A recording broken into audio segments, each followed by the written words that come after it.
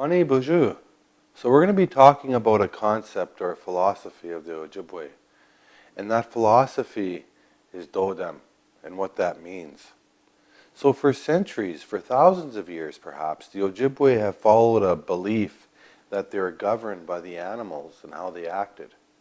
And so they took the strengths and the attributes from the animals and they took that into their homes so that they could live in a good way. The whole governments of First Nations people were based on animals. How they had their meetings, how they conducted themselves, even how they got together through marriage, and all of those things were governed by the animals.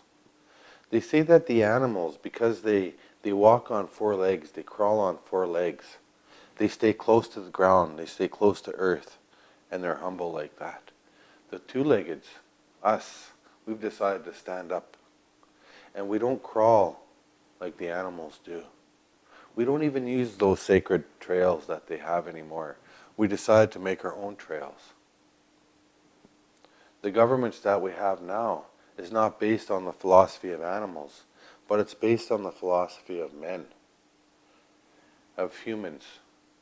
And that's probably not a good thing, because when we think about the animals and how we govern ourselves according to their beliefs and their ideas, we stay close to the earth and we don't destroy like how we destroy today. And years ago, the Anishinaabe of my tribe, they believed that they were related to a specific animal that lived in the forest, and they were actually considered their brother and sister. That's part of the clan or the Dodem system that we follow, is that we believe that we're related to the animals in the forest. So for example, my clan is a fish, and so I literally believe that the fish are my brothers and sisters. And I live my life according to how they live their life. And so we learn a lot from the animals, and through that they actually teach us how to govern ourselves. So for example, the clan system that the Ojibwe people have, it's a very big system. And so each tribe is represented by a clan. And each family within the tribe is represented by a clan as well. And that creates the whole governance system that we have. And so for example, you will have somebody that is a fish clan. They're philosophers and thinkers and storytellers, and they can look up into the stars and they can gaze and they can, retain knowledge from there. A bear clan person, they're more like police and medicine people, and they're warriors, And so like even the Crane clan, they're chiefs.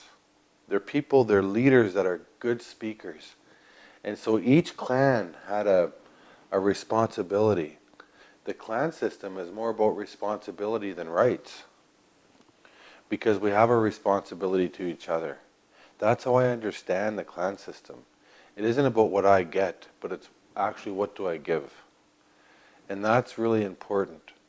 And so when I think about today and how it relates to the story, the animals sure certainly showed us their courage and their strength, their wisdom. And that's a good way to be. And I think that we have a lot to learn from the animals. I think that the more that we sit with them and try to understand them, the better that the world is going to be. That's only what I think, though. What do you think? And so that's the word Dodem. Na hao miigwech.